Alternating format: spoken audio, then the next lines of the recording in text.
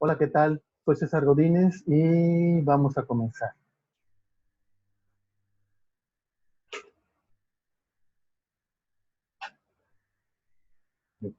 Yo voy a hablar sobre el interaccionismo simbólico en el tema de las organizaciones educativas como sistemas flojamente acoplados. Forma parte de la materia de educación educativa que imparte el doctor Carlos Antonio Quintero Macías.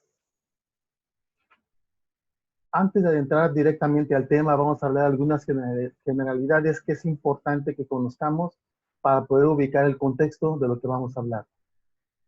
Hablaremos pues de las organizaciones.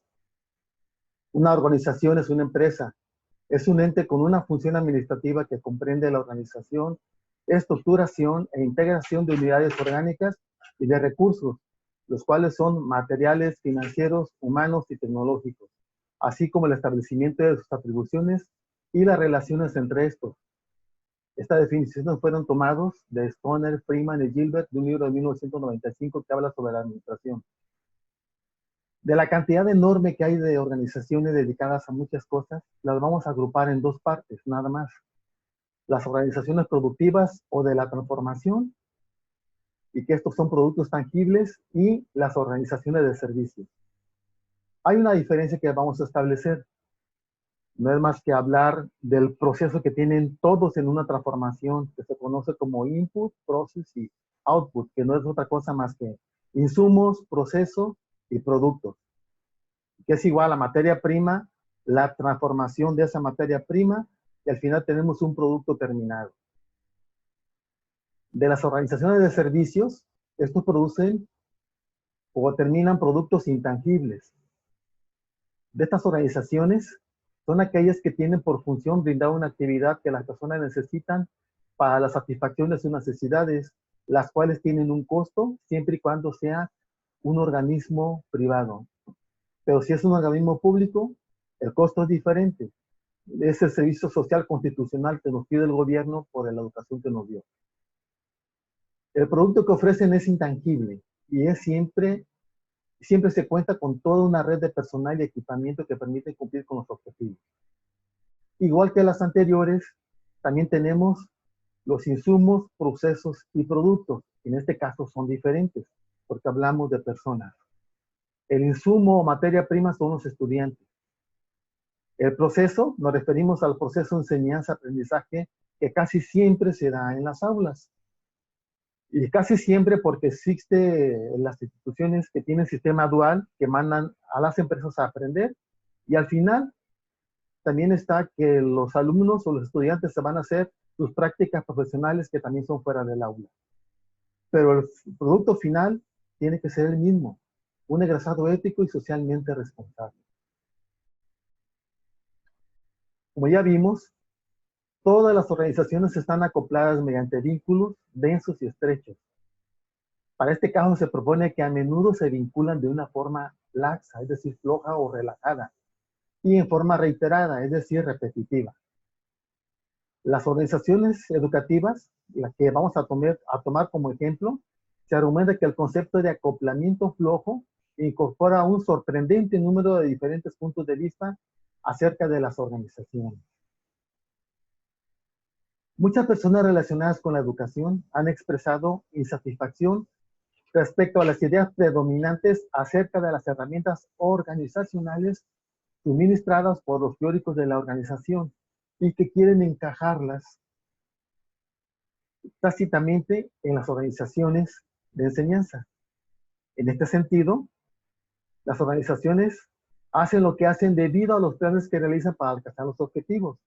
Hablamos de las organizaciones de la transformación, lo cual se lleva a cabo con procedimientos racionales como el análisis costo-beneficio-utilidad, la división de trabajo, sistemas de recompensas, administración por objetivos, etc. En las educativas, las personas se encuentran muy presionadas, ya que para aplicar las estrategias adecuadas o para alcanzar los productos esperados, entonces los procesos son diferentes y no encajan bien como en las otras organizaciones. Tenemos que definir a qué nos referimos con acoplamiento flojo.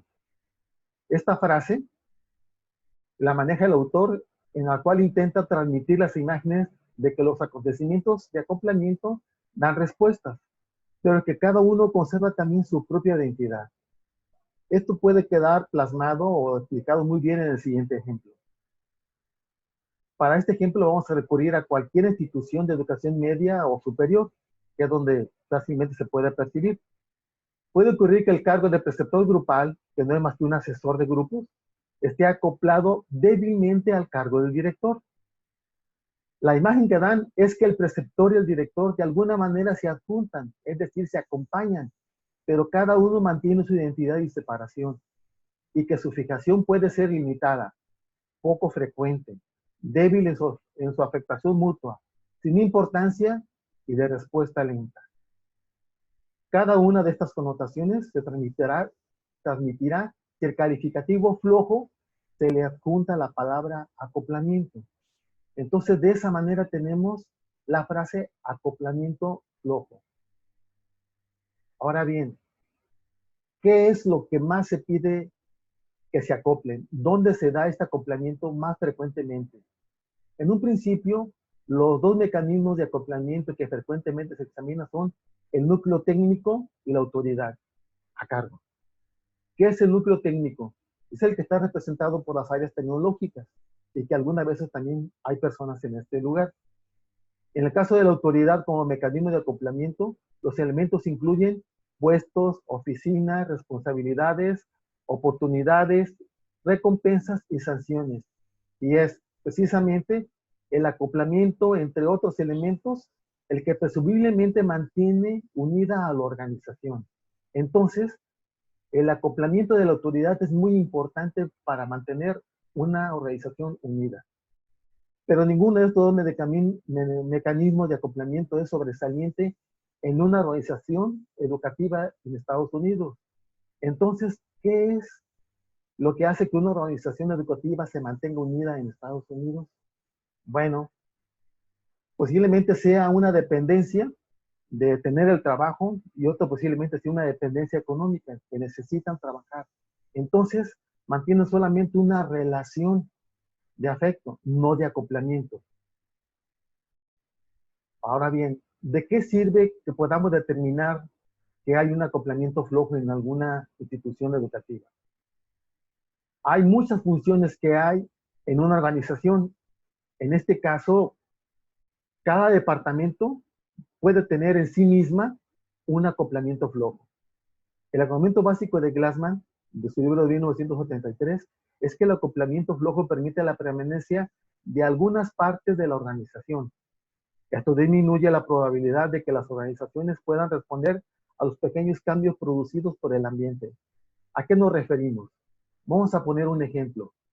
El mecanismo de voto. En algunas universidades, el rector es elegido por votación y esto le da permanencia por el periodo para el cual fue electo, independientemente de los errores o omisiones que pudiera cometer, incluyendo, por supuesto, el acoplamiento flojo.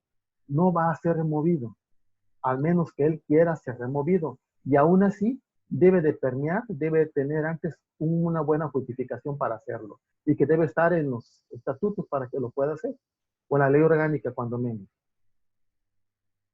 Una ventaja de acoplamiento flojo también es que puede proporcionar un mecanismo de detección sensible. Se podría argumentar que los sistemas acoplados flojamente preservan muchos elementos independientes de detección. ¿Y por qué nos interesa la detección? Porque a partir de ahí se puede elaborar un proyecto de intervención precisamente para buscar ese funcionamiento, es que mejorar ese acoplamiento flojo a un buen acoplamiento. Podemos poner un ejemplo también de una organización educativa, de educación media o superior. Y esto sucede cuando la coordinación académica no reporta o no lo hace a tiempo de las ausencias de maestros a recursos humanos. Y recursos humanos nunca se da cuenta del ausentismo. Y lo que es peor, hay una repercusión económica porque le está pagando a un maestro que faltó. O estos últimos, es decir, recursos humanos, no reporta una incapacidad a coordinación académica. ¿Qué es lo que podría pasar? Primero, que coordinación académica no va a reacomodar los tiempos de clases de los alumnos, no va a tener la oportunidad de poder mover un maestro para que adelante clases, o en su defecto que tenga que ir a su grupo y dar alguna información en ese tiempo. Una tercera función es que un sistema acoplado flojamente puede ser bueno para la adaptación localizada. ¿A qué nos referimos? Es decir, que cualquier elemento puede adaptarse y modificar una contingencia local, únicamente si afecta al sistema. Ejemplo, cuando un maestro para cubrir su ausencia manda a un maestro sustituto y coordinación académico no reporta a nadie. ¿Quién puede ser un maestro sustituto? Puede ser uno de los mismos alumnos, un alumno de un grado más avanzado o simplemente invitar a otro compañero maestro a que dé su clase. Puede ser que la coordinación académica sí se dé cuenta, pero no lo reporta. O también puede ser que coordinación académica nunca se dé cuenta. Podríamos decir que hay muchos supuestos que manejar en toda una organización porque tiene muchas funciones. Cada departamento debe estar acoplado con otro. Si hablamos de una teoría de sistemas, un sistema viene siendo la organización. Cada subsistema es un departamento, pero cada subsistema se convierte a su vez en un departamento. En cada uno de ellos puede haber un acoplamiento flojo. Podemos concluir que las organizaciones educativas, aunque son entes de servicio y que en su estructura organizacional son similares a las demás de su especie, en realidad son diferentes. Son diferentes porque prevalece el factor humano. Son organizaciones formadoras de estudiantes profesionistas. Es decir, profesionistas analíticos, críticos y reflexivos. Y para lograr esto se apoya en el factor humano altamente especializado con formación pedagógica. Como en toda organización, existe la interacción entre personas y departamentos que debe de ser vista como un continuo, un buen acoplamiento entre funciones y personas y departamentos. En la actualidad, este problema de comunicación es subsanado con una buena actividad de gestión administrativa, utilizando y adecuando todas las herramientas de gestión de la calidad que sean aplicables y que se adecuen precisamente para este fin. Bien, con este último comentario, doy por terminada esta intervención. Muchas gracias por su atención.